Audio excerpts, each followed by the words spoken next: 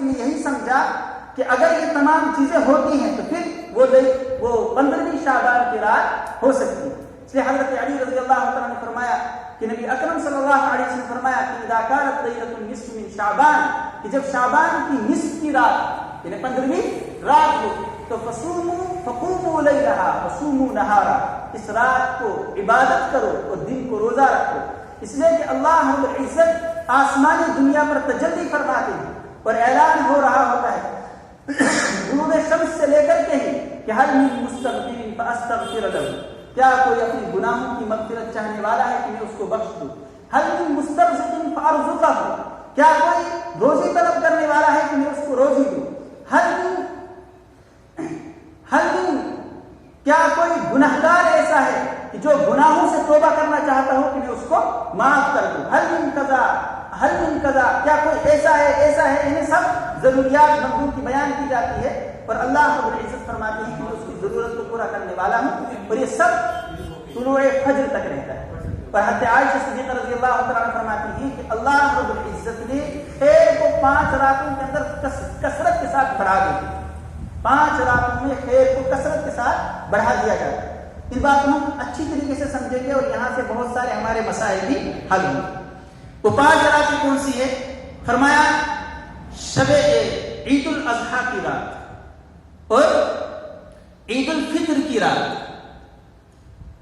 10 ذی الحجہ کی رات اور لیلۃ النصف من شعبان کی یعنی 15ویں رات اور رجب کی پہلی رات. تو یہ 5 راتیں ہیں جن میں اللہ رب العزت خیر کو کثرت کے ساتھ بڑھاتا ہے. اب جو اللہ والے جو اصل دین کے طالب وہ تو ان تمام راتوں میں اللہ کی عبادت کی تلاش میں رہتے ہیں اور عبادت کرتے ہیں. سوال یہ پیدا ہوتا ہے کہ ٹھیک ہے شب قدر کی فضیلت قرآن کریم سے ثابت ہے اور ہم شب قدر کے اندر ہر کوئی، چونکہ رمضان کا مہینہ بھی ہوتا ہے، ان کی تراویح ہوتی ہے اور وہ عبادت کر ہی لیتے ہیں. لیکن اس کے علاوہ جو عید الاضحیٰ کی رات ہے، عید الفطر کی رات ہے اور 10 ذی الحجہ کی رات ہے، ان راتوں کے اندر ہم عبادت کیوں نہیں کرتے یا وہ اہتمام کیوں نہیں کرتے جو ہم 15ویں شعبان کی رات میں کرتے ہیں؟ آپ کو میری بات سمجھ میں آ گئی؟ یہ سوال پیدا ہوتا ہے نہیں. ایک ہی حدیث میں 5 راتوں کی فضیلت بیان کی ہے، ہم ان 5 راتوں کے بجائے صرف اس 15ویں شعبان کی رات کو اتنی اہمیت کیوں دیتے ہیں کہ ہم مسجدوں کے اندر بھی اکٹھے ہو جاتے ہیں اور ہم اس کا بہت اہتمام کرتے ہیں. ایک اس بات کو سمجھنے کی حد درجہ زیادہ ضرورت ہے. دوسری بات یہ آپ اچھی طریقے سے ذہن میں بٹھا لیں کہ 15 شعبان کی فضیلت یعنی اس رات کی فضیلت ثابت ہے، اس میں کوئی شک نہیں. اور جو یہ سمجھے گا کہ اس رات کی عبادت بدعت ہے وہ بھی مجرم ہے اللہ کی بارگاہ میں. کیونکہ احادیث مبارکہ اگرچہ ضعیف ہے لیکن پوری امت کے محدثین کا اس بات پر اتفاق ہے کہ جب ضعیف روایتیں بہت زیادہ ہو جائے تو وہ حسن بن جاتی ہیں، اچھی روایتیں بن جاتی ہیں اور اعمال کے سلسلے میں ان کو قبول کیا جاتا ہے. تو جب امت نے مجموعی طور پر اس رات کی فضیلت کو قبول کر لیا، اب اس رات کی فضیلت کا انکار کرنا بدعت ہے، اس رات کی فضیلت کو ماننا بدعت نہیں. ایک یہ بات ہم اچھی طریقے سے ذہن میں بٹھا لیں. دوسری بات یہ کہ اس کے بعد جو دن ہے اس میں روزہ رکھنے کی فضیلت آئی، لیکن چونکہ وہ بھی کمزور روایت ہے، حد سے زیادہ کمزور روایت ہے، اس لیے تمام علماء کا اس پر اتفاق ہے کہ مستحب ہے روزہ رکھنا. لہذا اگر اس دن روزہ رکھنا ضروری سمجھے گا تو اس کے لیے روزہ رکھنا جائز نہیں، کیونکہ جو اسلام نے جس چیز کو ضروری نہیں کیا اگر کوئی اپنے اوپر اس کو ضروری کر لیتا ہے تو وہ چیز بدعت بن جاتی ہے.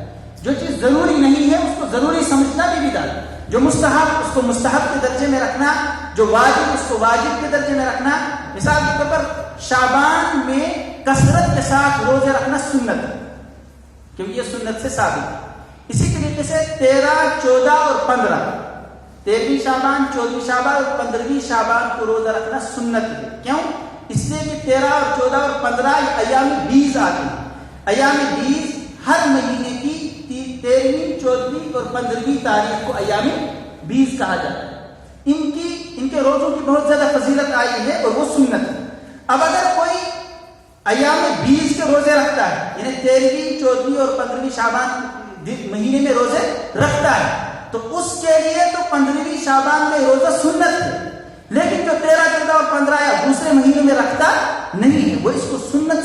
کھلا نہیں سکتا، اس کے لیے ایک مستحب عمل ہے کیونکہ اس کی فضیلت بھی ثابت ہے۔ تو ایک تو ہے کہ مستحب سمجھ کر کے ہم اس روزے کو رکھ سکتے ہیں۔ دوسری بات یہ کہ یہ جتنی بھی راتوں کی فضیلت آئی، ان راتوں کے اندر کوئی مخصوص عبادت آئی نہیں، لہذا کوئی مخصوص عبادت کرنا اور کسی بھی عبادت کی مخصوص شکل نہیں آئی، اس لیے عبادت کو مخصوص شکل دینا بھی بدعت ہے۔ مثلا اس رات کے اندر یہ سمجھنا کہ مسجد میں جا کر کے اجتماعی عبادت کریں گے، اجتماعی عبادتیں بھی متعین ہیں، اجتماعی عبادتیں کون کون سی ہوں گی وہ اسلام کے اندر متعین ہیں، تو اس میں یہ جو مخصوص راتیں ہیں، ان مخصوص راتوں میں اجتماعیت ثابت نہیں، اس لیے اگر اس رات کے اندر کوئی شخص اجتماعیت کے ساتھ اجتماعیت کو رخ دے کر کے اس کو وہ عبادت کرے گا تو وہ بدعت ہو جائے گی، اور ایک بدعت کے بارے میں کوئی سخت تاکیدیں آئی ہیں، بلکہ اسی رات کی فضیلت کے اندر یہ آیا ہے کہ اللہ رب العزت اس رات میں تمام لوگوں کی مغفرت فرما دیتے ہیں سوائے مشرک کے اور مشاحن کے۔ اور بھی روایت کے اندر بہت سارے لوگ آئے، مثال کے طور پر مشرک کی اس رات میں بخشش نہیں ہوتی، مشاحن یعنی کینہ پرور کی بخشش نہیں ہوتی، شراب کا جو عادی ہو اس کی بخشش نہیں ہوتی، والدین کا جو نافرمانی کرنے والا ہو اس کی بخشش نہیں ہوتی، بدعتی کی اس رات کے اندر بخشش نہیں ہوتی ہے۔ اس طریقے سے بہت سے کینہ پرور، حسد رکھنے والا اور چنگی مار کر کے لوگوں کو ظالمانہ ٹیکس نافذ کر کے چھیننے والا ان کا مال، اس کی عبادت اور سود خور کی عبادت اس رات میں عبادت بھی قبول نہیں ہوتی اور بخشش بھی نہیں ہوتی۔ تو لیلۃ البراءت اس کو اس لیے بھی کہتے ہیں کہ اس میں گناہ گاروں کو گناہوں سے چھٹکارا دلوایا جاتا ہے اور دوزخ سے بری کیا جاتا ہے۔ حضرت شیخ عبد القادر جیلانی رحمہ اللہ فرماتے ہیں کہ اس رات کو جو لیلۃ البراءت کہتے ہیں اس میں دو طرح کی براتیں ہوتی ہیں۔ برات کو میں نے آگ سے چھٹکارا، یعنی برات کو میں نے چھٹکارا، تو چھٹکارا کس چیز سے ہوتا ہے؟ فرماتے ہیں کہ جو بدبخت قسم کے لوگ ہوتے ہیں تو بدبختی سے ان کو برات ملتی ہے، جو بدبخت قسم کے لوگ ہوتے ہیں۔ اللہ رب العزت نے کچھ لوگوں کے لیے ازل سے بدبختی لکھ دی کہ یہ بدبخت ہی رہے، لیکن اللہ تعالیٰ سے دعا کر کے اور اللہ تعالیٰ کی طرف متوجہ ہو کر کے کوئی شخص اپنی بدبختی کو مٹا بھی سکتا ہے۔ حضرت عمر رضی اللہ تعالیٰ عنہ اور حضرت عبداللہ بن مسعود رضی اللہ تعالیٰ عنہ سے مروی کہ خانہ کعبہ کا طواف کر رہے اور خانہ کعبہ کا طواف کرتے کرتے یہ دعا مانگتے تھے، اللہم ان کنت کتبتنی فی ام الکتاب عندک اشقیاء فامح عنا اسم الشقاوہ فامح عنی اسم الشقاوہ واسبتنی سعداء، کہ اللہ اگر آپ نے لوح محفوظ میں میرے لیے بدبختی کو لکھ دیا تو بدبختی کا نام وہاں سے مٹا کر کے میرا نام سعادت مندوں میں لکھ دیجیے۔ وَإِن كُنتَ كَتَبْتَنِي فِي أُمِّ الْكِتَابِ عِندَكَ مَحْرُومًا مُقْتَرًا عَلَيَّ رِزْقِي، اگر آپ نے لوح محفوظ میں میرے لیے لکھ دیا ہو کہ یہ محروم رہے گا، اس کا رزق اس پر تنگ کر دیا جائے گا، تو میرے اس محرومی کو ہٹا دیجیے اور اپنے فضل سے مجھے رزق عطا کیجیے۔ اور پھر فرماتے تھے فَإِنَّكَ تَقُولُ فِي كِتَابِكَ الَّذِي أَنزَلْتَ، اس لیے کہ آپ نے اپنی جو کتاب اتاری ہے اس کے اندر خود فرماتے ہیں يَمْحُو اللَّهُ مَا يَشَاءُ وَيُثْبِتُ وَعِندَهُ أُمُّ الْكِتَابِ، کہ اللہ تعالیٰ لوح محفوظ سے جو چاہتے ہیں مٹا دیتے ہیں اور جو چاہتے ہیں برقرار رکھتے ہیں، کیونکہ اصل کتاب کس کے پاس ہے؟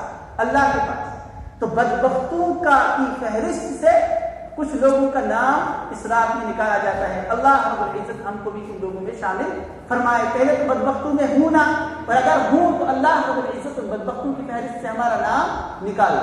اور دوسرا، اپنے دوستوں کے لیے ذلت سے برات کا اظہار فرما دیتے ہیں کہ اب میرے جو دوست ہیں ان کو کبھی ذلیل و رسوا نہیں کروں گا۔ اللہ رب العزت ہمیں ان لوگوں کے اندر شامل فرمائے۔ تو لیلۃ البراءت کس کو کہا گیا؟ لیکن احادیث کی بنیاد پر جو لوگ میں نے گنائے ان کی بخشش اس رات میں ہوتی نہیں۔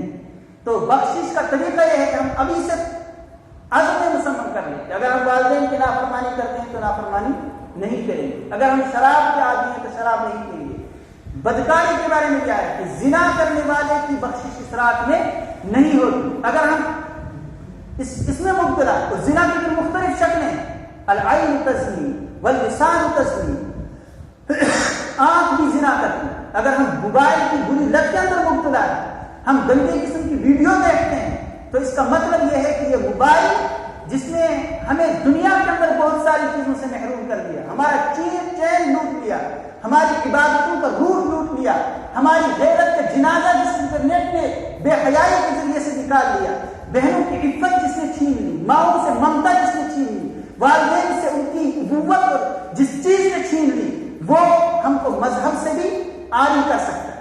تو ابھی ہم توبہ کر لیں گے انشاءاللہ۔ یاد رکھیں، جو شخص اپنے آنکھوں کی حفاظت نہیں کر سکتا، اس کے لیے اس سکرین اور ٹچ والے موبائل کا استعمال حرام ہے، جائز نہیں۔ جس شخص، یہ بات یاد رکھنا چاہیے، جو شخص اپنی آنکھوں کی حفاظت موبائل میں نہیں کر سکتا، اس کے لیے موبائل کا استعمال، بڑے موبائل جس میں گندے قسم کی فوٹو آتی ہیں، جائز نہیں۔ مستقل وہ ایک حرام کام میں مبتلا ہے، اپنے ساتھ جو موبائل کو رکھتا ہے۔ تو جس شخص کا اپنے پر کنٹرول ہو، اسی شخص کے لیے اس موبائل کا استعمال جائز ہے۔ تو بدکار کی بخشش اس رات میں نہیں ہوتی۔ ہم مناتے تو خوب ہیں کہ شب برات ہے، ٹھیک ہے، عبادتیں کر رہے ہیں، بڑے شوق سے شب کرتے ہیں، لیکن خود احادیث کی بنیاد پر جن جرموں پر بخشش نہ ہونے کی بڑی دائی، ہم جب تک ان جرموں کو چھوڑیں گے تب تک شب برات کی فضیلتیں بھی ہم کو حاصل نہیں ہوں۔ تو یہ باتیں ہو کہ فضیلت کی ثابت، روزوں کی فضیلت کی ثابت ہے کہ مستحب درجے کی، لیکن وہ جو بنیادی طور پر سوال میں نے آپ کے سامنے رکھا تھا، کیا سوال؟ کہ جب 5 راتوں کی فضیلت آئی، شب قدر کی ہے، شب لیلۃ العید کی اور لیلۃ الضحیٰ کی، اور 10 ذی الحجہ کی رات کی فضیلت ہے، اور اسی میں 15ویں شعبان کی فضیلت بھی ہے، تو پھر ہم 15ویں شعبان کو اتنی اہمیت کیوں دیتے ہیں؟ اس کو غور سے سمجھیں۔ ایک فرقہ ہے شیعوں کا فرقہ، ان کا عقیدہ یہ ہے کہ 15 شعبان کو امام غائب، ایک غائب ان کا امام ہے، اپنے نظریے کے اعتبار سے جھوٹ گڑا ہے اور امت پر اس کو تھوپا ہے۔ ان کے نظریے کے مطابق 15 شعبان کو وہ امام غائب پیدا ہوئے ہیں اور وہ ایک غار کے اندر چھپ گئے ہیں، تو ان کی پیدائش کی خوشی میں وہ اس رات کو چراغا کرتے ہیں، وہ اس رات کو حلوہ بناتے ہیں، وہ اس میں دھوم دھام رکھتے ہیں، جنڈیاں لگاتے ہیں، اس میں ایک دوسرے کو مبارک دیتے ہیں۔ تو یاد رکھیں، ان خرافات کا دین اسلام سے کوئی تعلق نہیں ہے، اور اگر ہم بھی شب برات اس طریقے سے منائیں جس طریقے سے شیعہ مناتے ہیں، تو من تشبہ بقوم فہو منہم، جو کسی قوم کی مشابہت اختیار کرے گا وہ انہی میں سے۔ اس لیے اس رات میں اگر ہم عام رات میں حلوہ بھی بناتے ہیں، اس رات کے اندر ہرگز ہم یہ کوشش نہ کریں تاکہ شیعوں کے ساتھ ہماری مشابہت ہو۔ عام راتوں کے اندر ہماری چہل پہل ہوتی ہے، شیعوں کی مخالفت میں ہم چہل پہل کو ختم کر دیں۔ مسجد کے لوگ اس فطروں کے ذریعے سے زینت اس رات کو نہ بخشے اس انداز کی جس انداز کی شیعہ بخشتے ہیں، کیونکہ پھر ہم میں اور ان کے اندر کوئی فرق نہیں رہے گا۔ اور مسلمانوں میں سے جو بھی فرقے اس رات کو اس انداز سے مناتے ہیں، یاد رکھنا وہ صرف شیعوں کی نقالی ہے، باقی اسلام کے اندر الگ سے اس کی کوئی گنجائش نہیں۔ تو یاد رہا کہ 15 شعبان ہم کیوں زیادہ فضیلت دیتے ہیں؟ دراصل شیعوں کے ذریعے سے، ان کی کوششوں کے ذریعے سے ہمارے اندر بدعت آ گئی۔ اب ہم چراغا بھی کرتے ہیں، اب ہم خوب نعتیں بھی اس رات کے اندر پڑھتے ہیں، عبادت کو اجتماعی شکلیں بھی دیکھتے ہیں، اس کی گنجائش ہرگز نہیں ہے۔ بلکہ جو میں نے حدیث مبارکہ سنائی تھی کہ اللہ رب العزت اس پوری کائنات پر جھانکتے ہیں 15ویں شعبان کو، اور ہر کسی کی بخشش فرماتے ہیں، الا مشرکین او مشاہین، مگر مشرک اور مشاہین کی بخشش نہیں فرماتے۔ مشاہین کے 2 ترجمے محدثین نے کیے ہیں۔ ایک ترجمہ یہ کیا ہے کہ جو کینہ پرور ہوتا ہے، جن کے اندر کینہ پال کر کے رکھتا ہے، اس کی بخشش نہیں ہوتی۔ اور دوسرا ترجمہ اس کا کیا گیا ہے جو بدعتی ہے، یعنی مسلمانوں کا جو عام مسلک مذہب ہے، اس مذہب سے ہٹ کر کے جو کوئی دوسرا راستہ اختیار کرنے والا ہے، اس کی بھی بخشش اس رات کے اندر نہیں ہوتی۔ تو یہ چراغا کی کوئی حیثیت نہیں، اس کے اندر چہل پہل کی کوئی حیثیت نہیں، اس رات کی مبارکبادی دینے کی کوئی حیثیت نہیں ہے، سب شیعوں کی نقالی ہے، اور اللہ کے غضب کے مستحق ہم بن سکتے ہیں۔ تو ہم کہیں لینے کے دینے نہ پڑ جائیں، اس کا بھی ہم نے خیال رکھنا ہے کہ جتنا شریعت کے اندر مرضی ہے اتنا ہی کریں، اس کے اندر کوئی اجتماعی عبادت یا عبادت کی کوئی مخصوص شکل نہیں بنائیں۔ اور دوسرا، جتنا ہم جاگ سکتے ہیں اتنا ہی جاگیں، اپنی وسعت سے زیادہ اپنے اوپر بوجھ ہرگز نہ ڈالیں کہ دوسرے دن کے کاموں پر فرق، ایسا ہرگز نہیں ہونا چاہیے۔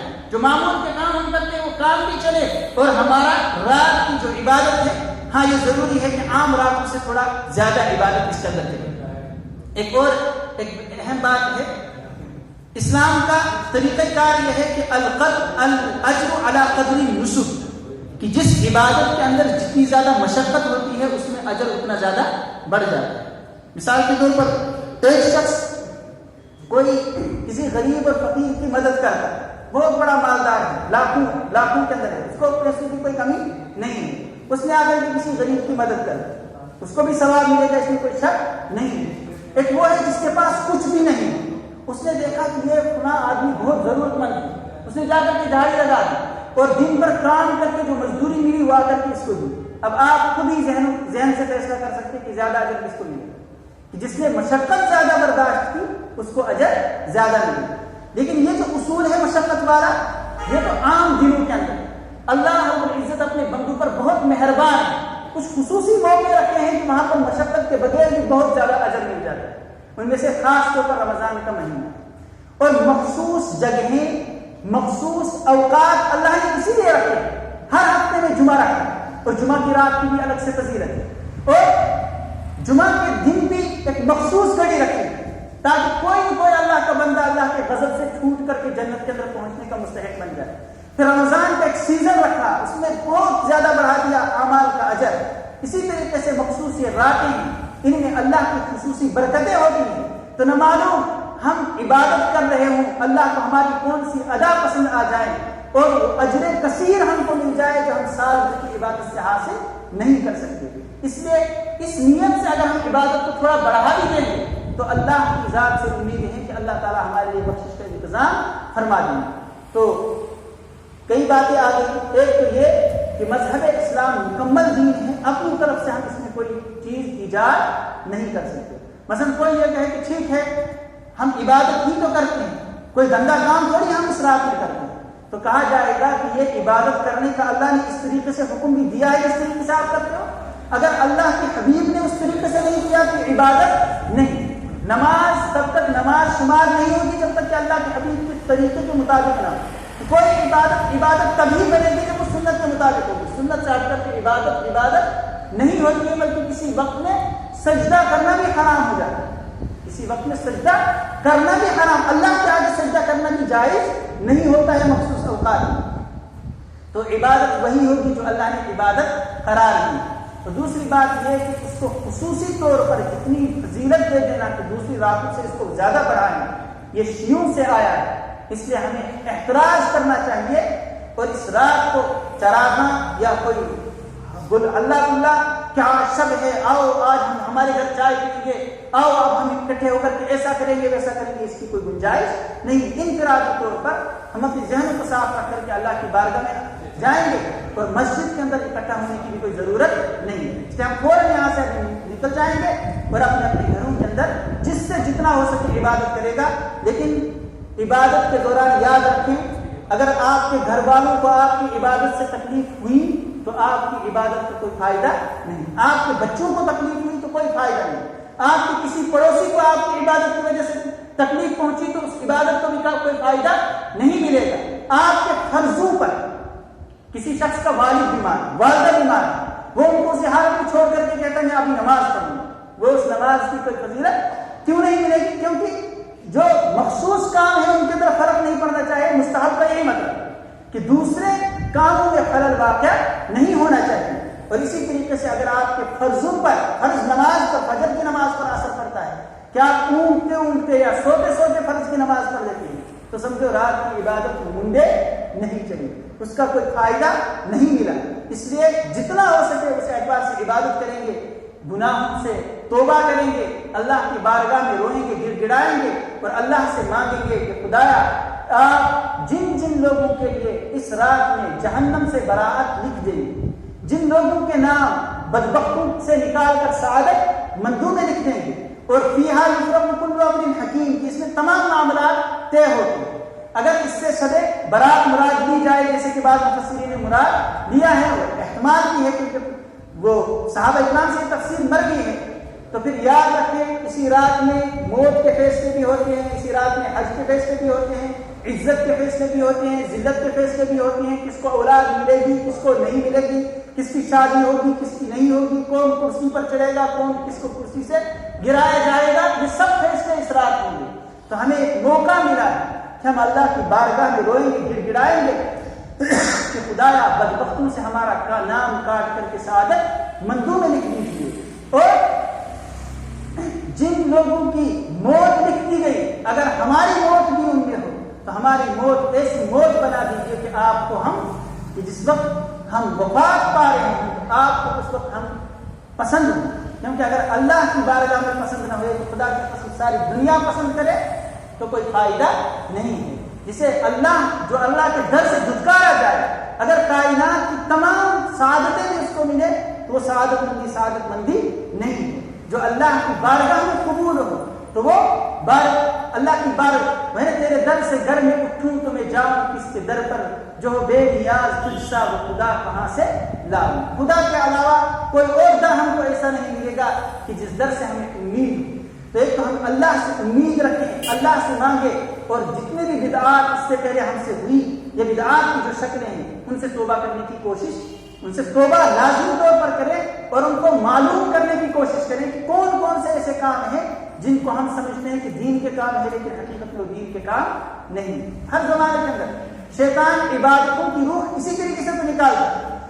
اسے معلوم ہے کہ اگر کسی بندے نے آدھے گھنٹے بھی اس رات کے اندر عبادت کی تو کہیں اللہ اس کو بخش نہ دے, اس لیے اس نے عبادت میں تو لگا دیا لیکن عبادت کی شکل بدل دی, کہ جو اللہ کی پسندیدہ شکل تھی وہ شکل بدل کر کے بدعت میں لگا دیا. اب اللہ کے غضب کا مستحق بن رہا ہے, اللہ کے فضل کا مستحق نہیں بن رہا. اس لیے اپنی مرضی سے کچھ نہیں کریں, جیسا دین میں کہا گیا ہے ویسا ہی کرنے کی کوشش کریں گے. اللہ رب العزت ہماری ان باتوں کو اپنی بارگاہ میں قبول کرے, اور ہم دعا کریں گے اور پھر اپنے اپنے گھروں میں جائیں گے. باہر کوئی شور و شرابہ نہ ہو, کسی کو تکلیف نہ ہو ہماری گاڑی کے ذریعے سے, ہمارے چلت پھرت کے ذریعے سے, بلکہ عام لوگوں کو یہ ذہن بنائیں کہ اس میں ہلا گلا کرنا, اس کی مبارکبادی دینا, مخصوص قسم کے کھانے بنانا اور پھر کہنا کہ ہم رات کو جا کے اس لیے حلوہ بنا, اس لیے حلوہ نہیں ہے. یہ تو شیعوں نے خوشی کے طور پر ایک رسم جاری کی تھی, وہی مسلمانوں کے اندر آئی. اس رسم کو توڑنا اور ضروری ہے, اور ان بدعات اور خرافات سے توبہ کرنا حد درجہ زیادہ ضروری ہے. اللہ رب العزت عمل کی توفیق عطا فرمائے. وآخر دعوانا الحمدللہ رب العالمین.